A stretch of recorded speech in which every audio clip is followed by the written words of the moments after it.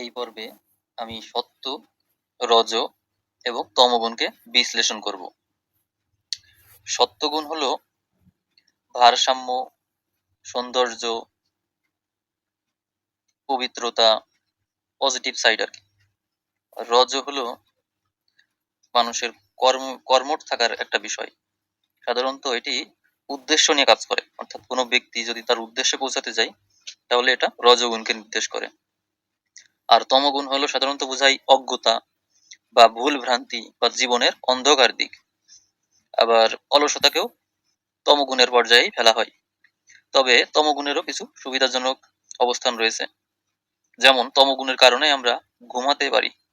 আর যদি রজগুণের সুবিধার কথা বলি তাহলে যুদ্ধ করতে কিন্তু রজগুণই প্রয়োজন হয়। কারণ হচ্ছে এটি প্যাশন বা অ্যাক্টিভনেস যেটা বলে সেটাকে কিন্তু বৃদ্ধি করতে সহায়তা করে।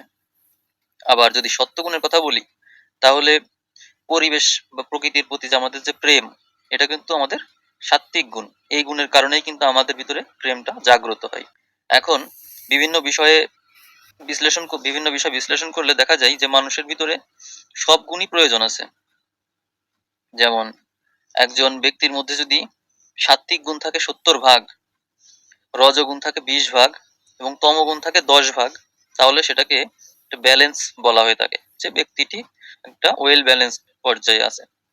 এখন আমি আপনাদের সাথে 20টি বিষয় নিয়ে আলোচনা করব যে কিভাবে একজন মানুষ সত্ত্ব, রজ বা তমগুণের পর্যায়ে পড়ে। অর্থাৎ এক একটি বিষয় এক একটি দিক থেকে বিচার করে দেখলে দেখা যায় যে ধরা যাক যে কোনো ব্যক্তির লাইফের ধরন, জীবন আচরণ পদ্ধতি ধরি, তো যদি তিনি সাত্ত্বিক ব্যক্তি হন তাহলে দেখবেন যে তিনি যে পরিস্থিতিতেই পড়েন না কেন পরিস্থিতি অনুযায়ী আচরণ করবেন, মানে পরিস্থিতির সাথে মানিয়ে নেবেন আর কি। আর যদি তিনি রজগুণের ব্যক্তি হন তাহলে তিনি দেখবেন যে ওই পরিস্থিতিতে সফল হওয়ার চেষ্টা করবেন। পরিস্থিতি কাটিয়ে ওঠা এবং সফল হওয়া, মানে কোন একটা পরিবেশ পরিস্থিতিতে পড়লে সফল হওয়ার যে একটা বৈশিষ্ট্য, এটা রজগুণের মানুষের মধ্যেই দেখা যায়। সাত্ত্বিক গুণে কিন্তু সফলতার কোনো বিষয় না, জাস্ট পরিস্থিতি যেমন সেই অনুযায়ী আচরণ করা বোঝাবে। আর যদি তিনি তমগুণের ব্যক্তি হন তাহলে তিনি অন্য ব্যক্তির উপর নির্ভর করবেন বা পরিস্থিতিকে, মানে এরকম পরিস্থিতি কেন আসলো বা পরিস্থিতির দোষ দেওয়া বা অন্যদের দিয়ে কাটিয়ে যাওয়া পরিস্থিতি, এরকম একটা বিষয় হবে, পাশ কাটিয়ে যাওয়ার বিষয়। আর যদি আমরা মিউজিক শোনার বিষয়টা বিবেচনা করি, অনেক মানুষ প্রত্যেকেই তো আমরা গান শুনতে পছন্দ করি, কিন্তু যারা সত্ত্বগুণের মানুষ তারা কিন্তু শান্ত প্রকৃতির গান শুনতেই পছন্দ করে। অর্থাৎ তাদের গান লাউডলি হয় না, তাদের গানটা শান্ত। আবার যদি তিনি রজগুণের হন তাহলে দেখবেন তিনি শব্দ শব্দ করা যে গানটা, অর্থাৎ গান শব্দ করে নিজেও শুনবে, অন্যদেরও শোনাবে। আবার অনেক সময় দেখা যায় যে অন্যরা শুনে বিরক্ত হচ্ছে বা তার কারণে, এরকম একটা বিষয়। যে রজগুণের মানুষরা যখন গান শোনে তখন তার সাউন্ড থাকে অনেক। আর তমগুণের মানুষ যখন গান শোনে তখন সেই গানগুলো সাধারণত দুঃখ কষ্টের হয়, অর্থাৎ ওই গানে অনেক বেশি বেদনাদায়ক বিষয় থাকবে।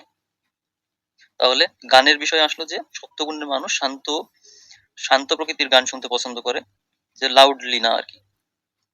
আর রজগুণের মানুষ যেটা উচ্চ শব্দের যে গানগুলো এগুলো শুনে থাকে। তমগুণের মানুষ দুঃখ কষ্টের গান এগুলো বেশি শুনে থাকে।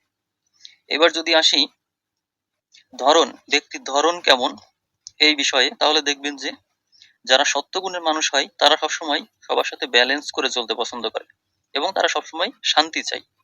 কিন্তু রজগুণের মানুষ যারা, তারা হয় ইনোভেটিভ টাইপের, কোনো কিছু আবিষ্কার করতে চায় অথবা কোনো একটা প্রবলেম পেলে তারা ওইটাকে সলভ করতে চায়। অর্থাৎ তাদের জীবনটা হচ্ছে কোনো একটা প্রবলেম তৈরি করবে তারা, তারপর সেটা সলভ করবে, এটাই হচ্ছে তাদের টাইপ।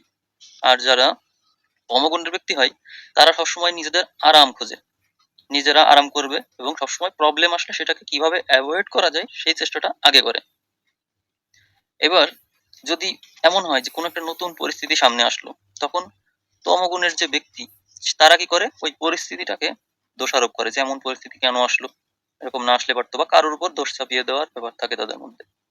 কিন্তু তিনি যদি রজগুণের ব্যক্তি হন তাহলে তিনি কি করবেন, ওই পরিস্থিতি থেকে কি করে বের হওয়া যায়, নিজেকে কিভাবে ইমপ্রুভ করতে হয়, এরকম একটা চিন্তা তিনি করবেন এবং পরিস্থিতি থেকে তিনি বেরও হবেন, তার জন্য যা করতে হয় তিনি করবেন। আর যিনি সত্ত্বগুণের মানুষ তিনি পরিস্থিতি যেমনই আসুক সবসময় শান্ত থাকেন, অর্থাৎ রজগুণের ব্যক্তি যে ক্রেজি হয়ে যাচ্ছে পরিস্থিতি থেকে বের হওয়ার জন্য, সত্যগুণের মানুষ কিন্তু পরিস্থিতি যেমনই হোক, পরিস্থিতি বিরূপ হলেও তিনি কিন্তু ওই পরিস্থিতি তাকে কোনো পরিস্থিতি তাকে প্রভাবিত করতে পারে না। তিনি সবসময় পরিস্থিতি অনুযায়ী আচরণ করেন, এটা ঠিক আছে, কিন্তু তিনি উত্তেজিত হয়ে যান না। এটা হচ্ছে পার্থক্য।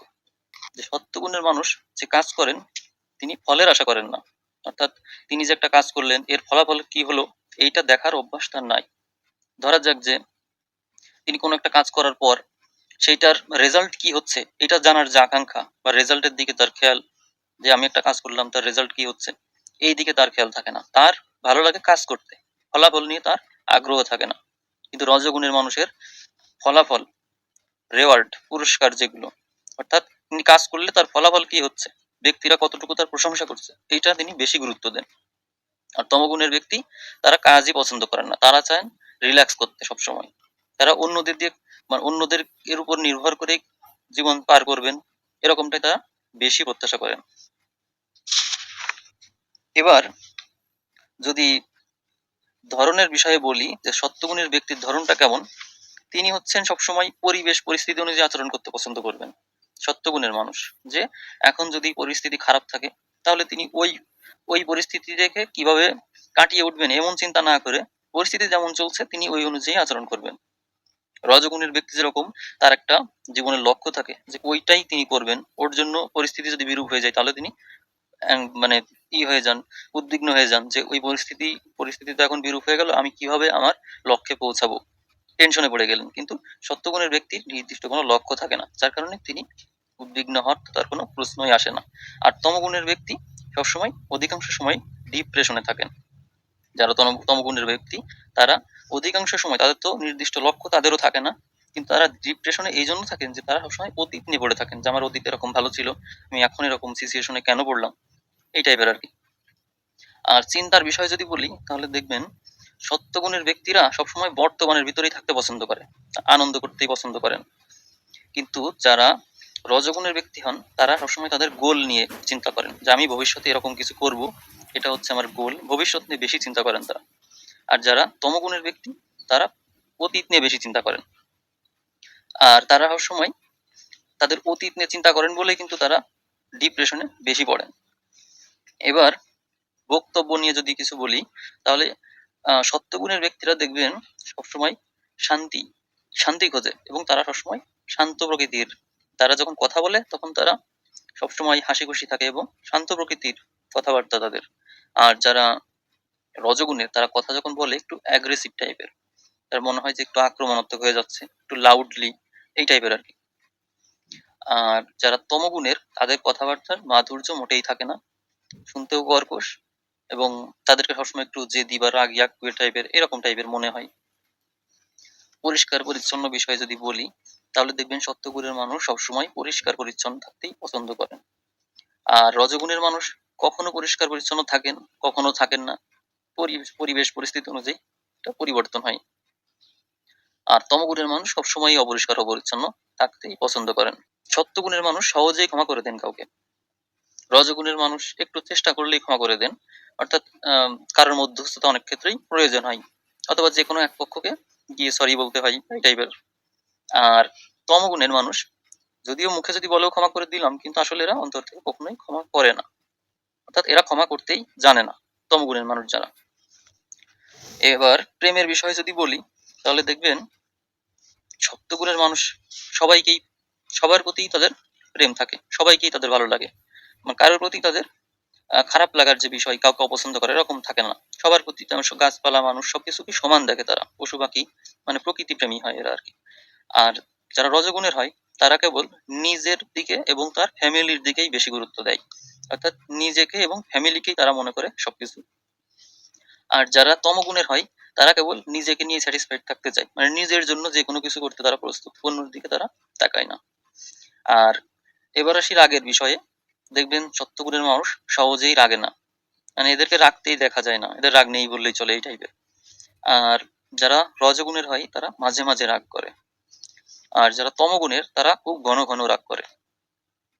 এবার দান দক্ষিণার বিষয়ে যদি বলি তো দেখবেন সত্যগুণের মানুষ প্রায়ই দান করে থাকে, আর রজগুণের মানুষ মাঝে মাঝে দান করে, তমগুণের মানুষ দান করে না বললেই চলে। কারণ হচ্ছে দান করলে তো মন বড় হয়, তমগুণের মানুষের কিন্তু মন অতটা বড় না, যার কারণে এরা খুব কম দান করে থাকে বা দান করে না বললেই চলে। এবার যদি অনেস্টির বিষয়ে বলি, তাহলে দেখবেন সত্যগুণের মানুষ সবসময়ই সৎ, সবসময় সত্যি কথাই বলে। আর রজগুণের মানুষ তাদের ধর্ম পরিস্থিতি অনুযায়ী পাল্টে যায়।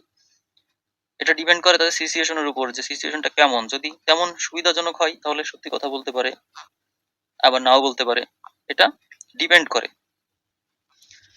আর তমগুণের মানুষ সবসময় অধিকাংশ ক্ষেত্রে আর কি মিথ্যা বলে থাকে, তারা সবসময় অধর্মকেই আশ্রয় করে। যদি স্মৃতিশক্তির কথা বলি, তবে সত্যগুণের মানুষের স্মৃতিশক্তি ভালো থাকে, কারণ তারা বীর্য রক্ষা করে চলে। আর রজগুণের মানুষের মধ্যম থাকে, কারণ তারা তমগুণের মানুষের থেকে উন্নত, আবার সত্যগুণের মানুষের থেকে নিম্ন, অর্থাৎ মধ্যম পর্যায়ে, তাই তাদের মেমোরিও মধ্যম পর্যায়ে থাকে। আর তমগুণের মানুষের মেমোরি কম থাকে, এদের মেমোরি অতটা শার্প না। এবার রঙের পছন্দের বিষয় যদি বলি, তো দেখবেন যারা সত্যগুণের মানুষ তারা সবসময় পরিষ্কার পরিচ্ছন্ন পোশাক পরে, বিশেষ করে সাদা পোশাক বা উম, গোলাপি রঙের, হালকা গোলাপি রঙের পোশাক পরতে এরা পছন্দ করে। আর যারা রজগুণের তারা দেখবেন লাল বা কমলা এই টাইপের রংগুলো পরে বেশি। আর যারা তমগুণের তারা দেখবেন ডিপ ব্লু বা ব্ল্যাক, অর্থাৎ মানে ডার্ক যে কালার গুলো, এইগুলো এরা বেশি পরে থাকে, এইগুলো এরা পছন্দ করে বেশি। তো যে বিষয়গুলো নিয়ে আমি এতক্ষণ কথা বললাম, এইগুলো ছিল একজন ব্যক্তিকে জানার উপায়, অর্থাৎ তিনি সত্যগুণের না রজগুণের না তমগুণের। তবে একজন ব্যক্তি পুরোপুরি সাত্ত্বিক হন না, আবার পুরোপুরি রজগুণেরও হন না, আবার পুরোপুরি তমগুণেরও হন না, কিন্তু যে বিষয়গুলো যার ভিতরে বেশি দেখা যায় তিনি সেটা দ্বারাই পরিচালিত হন। আমি সত্যগুণের বিষয় যেগুলো বললাম, এইগুলো যদি আপনার ভিতরে বেশি দেখা যায় তাহলে আপনি বুঝবেন যে আপনি সত্যগুণ দ্বারা পরিচালিত। যদি রজগুণগুলো বেশি দেখা যায় তাহলে বুঝবেন আপনি রজগুণ দ্বারা বেশি পরিচালিত। আর যদি তমগুণগুলো বেশি দেখা যায় তাহলে আপনি বুঝবেন যে আপনি তমগুণ দ্বারা পরিচালিত। সত্যগুণের মানুষ যারা, তারা দেখবেন 4টা থেকে 6টার ভিতরে ঘুম থেকে উঠে যান। আর যারা রজগুণের হন তারা 8টা 6টা থেকে 10টা 8টা এর ভিতরে উঠে যান। আর যারা তমগুণের তারা ঘুম থেকে দেরিতে ওঠে। তো অনেকেই দেখবেন যে তিনি রজগুণের মানুষ কিন্তু তিনি অনেক সকালে উঠে যাচ্ছে ঘুম থেকে, তার মানে বুঝবেন যে উনি সাত্ত্বিক গুণের দিকে ধাবিত হচ্ছে। আবার অনেক আছেন যিনি দেবগণের মানুষ কিন্তু উনি উঠছেন সকাল 8টারও পরে, 10টায়। তো উনি কিন্তু রাক্ষস গণের যে প্রবৃত্তি তার দিকে ধাবিত হচ্ছে। তাহলে আপনি বুঝতে পারছেন যে ব্যক্তি যে গুণ নিয়ে জন্মায় সেটা তো ঠিক আছে, কিন্তু সে যে কর্মগুলো করে সেই অনুযায়ী কিন্তু তার বৈশিষ্ট্যগুলো পাল্টে যায়। তো আপনি আপনার বৈশিষ্ট্যগুলো কোন দিকে ধাবিত করতে চান সেটা আপনার বিষয়, কিন্তু আপনি যেমন আচরণ করবেন আপনার চিন্তা চেতনা সেই দিকেই ধাবিত হবে, আপনার গুণগুলো ওই দিকেই ডাইভার্ট হয়ে যাবে। আর একটা বিষয়, ধরা যাক যে আপনি একটি একটি ফল কাটলেন, ধরা যাক একটা আপনি একটা পেয়ারাই কাটলেন, কাটার পরে সাথে সাথে আপনি খেয়ে ফেললেন, তাহলে এটা কিন্তু সাত্ত্বিক গুণ বুঝায়। কিন্তু এমন যদি হয় এটাকে আপনি মশলা দিয়ে তারপরে খাচ্ছেন, এটা কিন্তু রজগুণকে নির্দেশ করে। আর যদি এমন হয় যে এটা আপনি ফ্রিজে রেখে দিলেন, রেখে দিয়ে বা বাইরে কোথাও রেখে দিলেন, কিছুক্ষণ পরে খেলেন বা 2-1 দিন পরে খেলেন ফ্রিজে রাখা জিনিস, এটা কিন্তু তমগুণকে নির্দেশ করে। তাহলে আপনি ক্লিয়ার হয়ে যাচ্ছেন এখান থেকেই যে ব্যক্তির একই জিনিস কিন্তু তার আচার আচরণের কারণে কিন্তু তার বৈশিষ্ট্যগুলো পাল্টে যাচ্ছে। কেন দেবগণের মানুষকে জীবনসঙ্গী করবেন? আমরা সবাই উন্নত মন মানসিকতার মানুষকে সবচেয়ে বেশি পছন্দ করি, আর দেবগণের মানুষের মধ্যেই আপনি সবচেয়ে ভালো গুণগুলো খুঁজে পাবেন। আসুন আগে জেনে নিই দেবগণের মানুষকে চিনবেন কিভাবে। হাতের কনিষ্ঠ আঙুলকে লক্ষ্য করুন, যদি তা অনামিকার 3য় পর্বকে পার করে যায় তবে ওই ব্যক্তি দেবগণের মানুষ। আমি একটি উদাহরণ দিয়ে দেখাচ্ছি। এই হচ্ছে হাত, হাতের কনিষ্ঠ আঙুল অনামিকার এই যে পর্ব দেখা যাচ্ছে এইটাকে যদি পার করে যায়, অর্থাৎ এই আঙুলটার মাথাটা এই দাগটাকে যদি পার করে যায় তাহলেই হচ্ছে তিনি দেবগণের মানুষ। আসুন এবার দেখি যে দেবগণের মানুষের কি কি শুভ গুণ থাকে। এরা কখনোই গায়ে হাত তোলেন না, এরা আপনাকে বোঝাবে। এরা ক্ষমাশীল ব্যক্তিত্বের অধিকারী হওয়ায় আপনার সাথে হওয়া বিগত দিনের বাদ বিবাদ কখনোই মনে রাখেন না। এরা মোটেই প্রতিশোধ পরায়ণ নন, বরং ক্ষমাশীল। এরা অত্যন্ত ধৈর্যশীল প্রকৃতির হয়, আপনার সব কথা মন দিয়ে শুনতে প্রস্তুত। আর এমন মানুষকে কে না চায় যে তার কথাগুলো মন দিয়ে শুনবে। এরা জ্ঞানী, বিজ্ঞ, সুপণ্ডিত ও শুভচিন্তক হওয়ার দরুন সর্বদা আপনাকে শুভ পরামর্শ দিয়ে যাবে। এরা কখনোই আপনার অমঙ্গল চাইবেন না।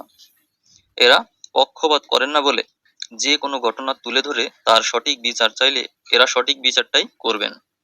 তাই এরা হলেন সুবিচারক। দেবগণের মানুষ কারো সাথে বিবাদ করেন না। এরা শত্রুকে ক্ষমা করে দেন বলে এদের কোনো শত্রু থাকে না। এই মানুষগুলোর ইগো বা আত্ম অহংকার থাকে না। এরা কারো কথাই কিছুই মনে করেন না। এদেরকে দু কথা শুনিয়ে দিলে এরা হয় হাসে, না হয় চুপ থাকে। সকলকে আপন ভাবতে পারে বলেই এরা যে কোনো পরিবেশের সাথে অতি দ্রুত খাপ খাইয়ে নিতে পারেন। এবার এতক্ষণ তো আমরা দেবগণের মানুষের ভালো দিকগুলো সম্পর্কে জানলাম। এবার আসি দেবগণের দুর্বলতা সম্পর্কে। এরা আন্তরিক প্রেম ভালোবাসা খুবই পছন্দ করেন, কিন্তু দৈহিক সম্পর্ককে খুবই অপছন্দ করেন। এরা শারীরিক পরিশ্রম একদমই করতে পারেন না। শত্রুর সাথে মারামারি করে আপনাকে উদ্ধার করে আপনার কাছে হিরো হতে এরা কখনোই চাইবেন না। অর্থাৎ এরা সম্মুখ যুদ্ধ পছন্দ করেন না। এরা সৃষ্টিকর্তার প্রতি নিজেকে সমর্পণ করাই এরা তাকেই সর্বদা সময় দিয়ে থাকেন। এরা আপনার রোমান্টিক চিন্তা ভাবনাকে কখনোই বুঝতে চাইবেন না। এদেরকে শারীরিক সৌন্দর্য দিয়ে আকৃষ্ট করা প্রায় অসম্ভব। এরা উন্নত স্তরের মানুষ হওয়ায় এদের দর্শন ভিন্ন। এরা কেবল সন্তান জন্মদানের উদ্দেশ্যে আপনার সাথে মিলিত হতে প্রস্তুত। এই ছাড়া এদেরকে এ কাজে রাজি করানো অত্যন্ত কঠিন কাজ। এবার আসি কেন তারা এ ধরনের কাজে রাজি হন না সে বিষয়ে। যে সকল শুভ গুণগুলোর কথা আমি দেবগণ সম্পর্কে আপনাদের সাথে এ পর্যন্ত বলে আসলাম, তা কেবল সম্ভব হয়েছে তাদেরই ব্রহ্মচর্যের কারণেই। বীর্য রক্ষার কারণেই এরা স্নেহ, মায়া, মমতা ও করুণায় পূর্ণ। একটা সহজ উদাহরণ দিই। শারীরিক মিলনের আগে একজন মানুষের ব্যবহার যতটা সুন্দর আর কোমল থাকে, মিলনের পরে কিন্তু আর তেমনটা থাকে না। তার কথাবার্তা একটা বিরক্তির ভাব প্রকাশ পাবেই। তাহলে বুঝতেই পারছেন যে দেবগণের মানুষ কেন শ্রেষ্ঠ। কারণ এরা শারীরিক মিলন খুবই কম করে থাকেন এবং বীর্যকে রক্ষা করে চলেন। সাধারণত দুই ক্ষেত্রে এরা শারীরিক মিলনে রাজি হয়ে থাকে। এক, সন্তান ধারণের উদ্দেশ্যে। আর দ্বিতীয়ত, এরা যখন নিজের মনকে আর বশে রাখতে পারেন না, ঠিক তেমন ক্ষেত্রে এরা আপনার কাছে নিজে থেকেই ধরা দেবেন। তো যাই হোক, এ বিষয়ে আমি পরবর্তীতে আরো একটি ভিডিও আপলোড করব। আজ এ পর্যন্তই। ধন্যবাদ সবাইকে।